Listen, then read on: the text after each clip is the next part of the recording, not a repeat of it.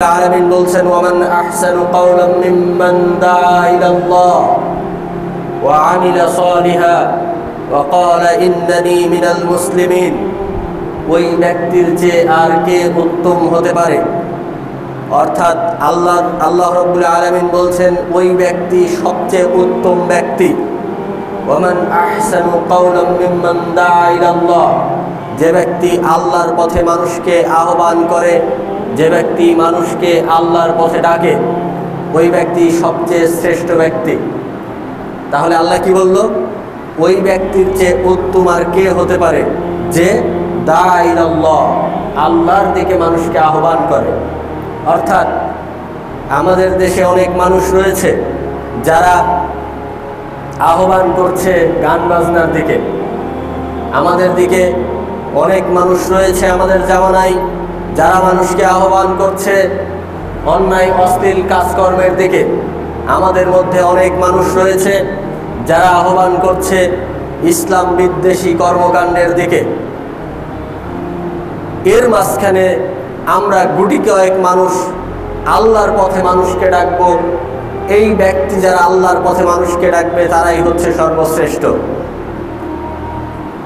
এই কারণেই আল্লাহ বলছেন ওমান আহসানু কাওলাম মিম্মান দাআ ইলাল্লাহ, ওই ব্যক্তির চেয়ে কে উত্তম হতে পারে যে ব্যক্তি মানুষকে আল্লাহর পথে আহ্বান করে। যে ব্যক্তি মানুষকে আল্লাহর পথে আহ্বান করে ওই ব্যক্তির চেয়ে কে উত্তম হতে পারে। অর্থাৎ সবচেয়ে ওই ব্যক্তি উত্তম যে ব্যক্তি মানুষকে দ্বীনের দাওয়াত দেয়, ওয়া আমিলা সালিহা, এবং সতামল করে, ওয়া ক্বালা ইন্নানী মিনাল মুসলিমিন, এবং যে ঘোষণা করে যে আমি মুসলিমদের অন্তর্ভুক্ত। তাহলে এখানে কয়েকটি কথা বলা হয়েছে। একটি কথা হচ্ছে ওই ব্যক্তি সবচেয়ে উত্তম ব্যক্তি যে ব্যক্তি মানুষকে ইসলামের পথে রাখে, আল্লাহর পথে রাখে। দুই, নিজে সৎ আমল করে, সৎ আমল করবে। এবং 3 নাম্বার, সে নিজে বলবে আমি মুসলিমদের অন্তর্ভুক্ত। অর্থাৎ আমি মুসলমান বলে যখন নিজেকে আত্মপ্রকাশ করব। আমাদের সময় এখন আমরা অনেকেই যখন একটু পার্সোনালাইজড, একটু সোশ্যালাইজড, একটু হাইলি সোসাইটি যেখানে, সেখানে গিয়ে আমরা মুসলমান বলতে লজ্জা করি। আমরা মুসলমান বলতে লজ্জা করি। এই বাংলাদেশের বুকে অবস্থান করেও আমরা নিজেদেরকে নবী মুহাম্মদ সাল্লাল্লাহু আলাইহি ওয়াসাল্লামের উম্মত বলে পরিচয় দিতে কি করি? লজ্জা করি। কিন্তু আমাদের উচিত আমরা যে যেখানেই অবস্থান করি না কেন সর্ব অবস্থায় আমরা আল্লাহ রাব্বুল আলামিনকে রব হিসাবে এবং নবী মুহাম্মদ সাল্লাল্লাহু আলাইহি ওয়াসাল্লামকে আমাদের নবী হিসাবে স্বীকৃতি প্রদান করব। আমাদের স্বীকৃতি কয়ভাবে হতে পারে? আমরা মুখে স্বীকৃতি দিব, আমরা অন্তরে স্বীকৃতি দিব, অন্তরে সেটা বিশ্বাস করব এবং কাজের সে মাধ্যমে সেটা বাস্তবায়ন করব। আমরা অনেক সময় মুখে কথা বলি, অন্তরে বিশ্বাস করি না। মুখে কথা বলি, অন্তরে বিশ্বাস করি না। যেটা আমরা সব সময় বলে থাকি আশ্বাস মন্ত্রী, অর্থাৎ মন্ত্রী মহোদয়েরা আশ্বাস দিয়ে যায় আপনার এই রাস্তাঘাট করে দিব, আপনাদের কাজের ব্যবস্থা করে দিব, চাকরির কর্মসংস্থানের ব্যবস্থা করে দিব। কিন্তু নির্বাচনে যাওয়ার পর তাদের আর দেখা পাওয়া যায় না। তাহলে মুখে এক কথা বলে আর কাজে আরেক, অন্তরে সে সেটা বিশ্বাস করে না। আসলেই যখন নমিনেশন নিয়েছে নির্বাচনের জন্য তখন সে মনে করেছে যে আমি একবার এমপি হতে পারলে যেই কয় টাকা খরচ করছি তার 10 ডবল তুলব, দেশে বিদেশে বাড়ি করব, এরপরে আমি এইভাবে আমার জীবন অতিবাহিত করব। সাধারণ মানুষদেরকে নিয়ে তার কোনো চিন্তা ভাবনা অন্তরের মধ্যে থাকে না। কিন্তু ভোট পেতে গেলে কি করতে হবে? ভোট পেতে গেলে তো মুখে তাদেরকে আশ্বাস দিতে হবে। এই কারণেই আমরাও আল্লাহ রাব্বুল আলামিন যে আমার রব, নবী মুহাম্মদ সাল্লাল্লাহু আলাইহি ওয়াসাল্লাম যে আমাদের নবী, আমাদের রাসূল, এই কথা আমরা মুখে স্বীকৃতি দেই। কারণ মুখে না বললে তো আবার মুসলমান হওয়া কঠিন, তাই না? আমি মুসলমান, আমি যদি বলি যে আল্লাহ আমার রব না, তাহলে কি কেউ বলবে যে আমি মুসলমান? ব্যাপারটা এরকম। মুখে আমরা স্বীকৃতি দিচ্ছি আল্লাহ আমার রব, মুখে আমরা স্বীকৃতি দিচ্ছি আল্লাহ আমার রব, কিন্তু অন্তরে আমরা সেটা বিশ্বাস করছি না। এবং আমরা কাজের মাধ্যমে সেটা বাস্তবায়ন করছি না। আমরা যদি কাজের মাধ্যমে সেটা বাস্তবায়ন না করি, তাহলে বুঝতে হবে আমাদের মধ্যে ঈমানের দুর্বলতা রয়েছে, অর্থাৎ আমাদের সবল ঈমানটা দুর্বল হয়ে গেছে। তাই আমাদেরকে যদি আল্লাহর প্রিয় বান্দা হতে হয়, তাহলে আমাদের কি করতে হবে? আমাদের সাক্ষ্য দিতে হবে যে আল্লাহ রাব্বুল আলামিন আমার রব, এবং সেটা কথাই, অন্তরে এবং কাজে বাস্তবায়ন করতে হবে।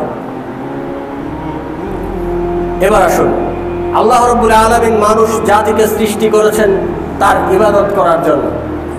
আমরা আশেপাশে যদি একটু নজর দেই, একটু তাকাই, তাহলে আমরা দেখতে পাবো ছোট থেকে বড় মৃত্যুর কোনো বয়স নেই। আমাদের সামনে থেকে মুরব্বীরাও চলে যাচ্ছে, ছোট ছোট বাচ্চারাও মৃত্যুবরণ করে চলে যাচ্ছে। আমি আপনি কখন মৃত্যুবরণ করব তার কি কোনো নিশ্চয়তা রয়েছে? কোনো নিশ্চয়তা নাই। এই কারণে আল্লাহ রাব্বুল আলামিন বলছেন, বাল তুসিরুনাল হায়াতাদ দুনিয়া ওয়াল আখিরাতু খায়রুল আবকা। বাল তুসিরুনাল হায়াতাদ দুনিয়া, বরং তোমরা পার্থিব জীবনকেই বেশি প্রাধান্য দিচ্ছ, তোমরা দুনিয়াবী জীবনকেই সবচেয়ে বেশি প্রাধান্য দিচ্ছ, কিন্তু আখিরাত তোমাদের জন্য চিরস্থায়ী এবং সবচেয়ে উত্তম একটা জায়গা। আপনি একটু চিন্তা করে দেখুন, আপনি যদি আজকে রাজপ্রাসাদে অবস্থান করেন, অনেক সুউচ্চ রাজপ্রাসাদে আপনার বসবাস, কিন্তু আপনার নিঃশ্বাস এখনই যদি চলে যায়, তাহলে সেখান থেকে নিয়ে এসে ওই যে সাধারণ মানুষের কাতার, যেখানে কবর 3.5 হাত মাটির জায়গা, ওই মাটিতেই আপনাকে কবরস্থ করা হবে। ওখানে আপনি কত টাকার মালিক সেটা দেখা হবে না, আপনি কত ধন সম্পদের মালিক দেখা হবে না, আপনি কত বছর বাংলাদেশের এমপি ছিলেন সেটা দেখা হবে না, কত বছর আপনি একটা জায়গায় মন্ত্রিত্ব করেছেন সেটা দেখা হবে না, কত বড় প্রধানমন্ত্রী আপনি সেটা দেখা হবে না, জাতিসংঘের প্রেসিডেন্ট সেটা দেখা হবে না, বরং দেখা হবে আপনি মৃত্যুবরণ করেছেন, আপনি একজন মানুষ। যদি আপনি মুসলমান হয়ে থাকেন তাহলে আপনাকে কবরস্থ করা হবে, আর যদি মুসলিম না হন, হিন্দু হয়ে থাকেন, তাহলে আপনার কপাল আরো খারাপ, সেটি হচ্ছে আপনাকে পুড়িয়ে ছাই করে ফেলা হবে। দুনিয়াতেই আপনাকে সেই কবরের শাস্তি, কিয়ামতের শাস্তি এবং জাহান্নামের শাস্তি দুনিয়াতে থাকতেই দেখতে পাবেন যদি অন্য ধর্মের অনুসারী হন।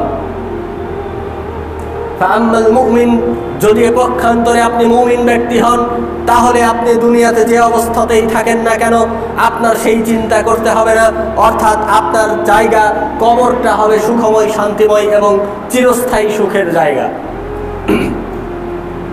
আমরা যদি একটু চিন্তা করি যে আমাদের মানুষের মধ্যে যে জীবন, আমাদের জীবন কয়টি স্তরে বিভক্ত। আমরা প্রথমে অবস্থান করছিলাম রুহের জগতে। রুহের জগতে আমরা সকলেই, যারা হিন্দু, মুসলিম, বৌদ্ধ, খ্রিস্টান, আস্তিক, নাস্তিক যত মানুষ রয়েছে, তারা প্রত্যেকেই রুহের জগতে সাক্ষী দিয়েছিল যে আল্লাহ রাব্বুল আলামিন আমাদের রব। তাদেরকে বলা হয়েছিল, তোমার রব কে? তা আমরা সকলেই সমস্যারে উত্তর দিয়েছিলাম আল্লাহ। এই আল্লাহ রাব্বুল আলামিনকে রব হিসাবে স্বীকার করেছিলাম সেদিন আমরা, কিন্তু আমরা সেটা ভুলে গিয়েছি দুনিয়াতে আসার পরে। আমাদের যখন সেই রুহের জগতে আমরা ছিলাম, ওই সময় আমরা সকলেই স্বীকার করেছি আমাদের রব কে? আমাদের রব আল্লাহ। এই কথা আমরা সকলেই স্বীকার করেছিলাম। কিন্তু এরপরে আমাদের 2 নাম্বার যে স্টেপ, সেটি হচ্ছে মাতৃগর্ভ। মাতৃগর্ভে যখন আমরা ছিলাম, তখন আমাদের ভাগ্যকে আবার রিফাইন করা হয়েছে, আমাদের ভাগ্যকে পর্যালোচনা করা হয়েছে, আবার সুন্দর করে আমাদের ভাগ্যকে নির্ধারণ করা হয়েছে। মাতৃগর্ভের পরে আমরা যে জগতে এসেছি, সেটা হচ্ছে এই যে ইহজগৎ। আমরা এই যে পার্থিব জীবন, এই জীবনে এখন অবস্থান করছি। অতএব আমরা আমাদের জীবনের যে পরিক্রমা রয়েছে, এই পরিক্রমার মধ্যে 3 নাম্বার স্টেপ হচ্ছে পার্থিব জগৎ। এই 3 নাম্বার স্টেপে আমরা এখন বর্তমানে অবস্থান করছি। এই পার্থিব জগৎকে যদি আমরা এইভাবে বলতে চাই যে এটি একটি পরীক্ষা ক্ষেত্র, এটি একটি পরীক্ষার কেন্দ্র। আপনি পরীক্ষার হলে ঢুকেছেন, পরীক্ষা হলে যে আপনার সময় 3 ঘন্টা, এই 3 ঘন্টার মধ্যে আমাদের চিন্তা করতে হবে আমরা পরীক্ষার হলের এই খাতায় কি লিখব। আমরা যা লিখতে পারবো পরীক্ষার খাতায় এর অনুযায়ী এর ভিত্তিতেই রেজাল্ট হবে, এর ভিত্তিতেই আমাদের কর্মফল ঘোষণা করা হবে। এরপরে আমরা এই পার্থিব জীবনে আমরা যদি ভালোভাবে প্রশ্নের উত্তর দিতে সক্ষম না হই, অর্থাৎ আমরা পরীক্ষার খাতায় যদি ভালোভাবে লিখতে না পারি, তাহলে আমাদের জন্য রয়েছে অত্যাধিক কঠিন থেকে কঠিনতর জায়গা।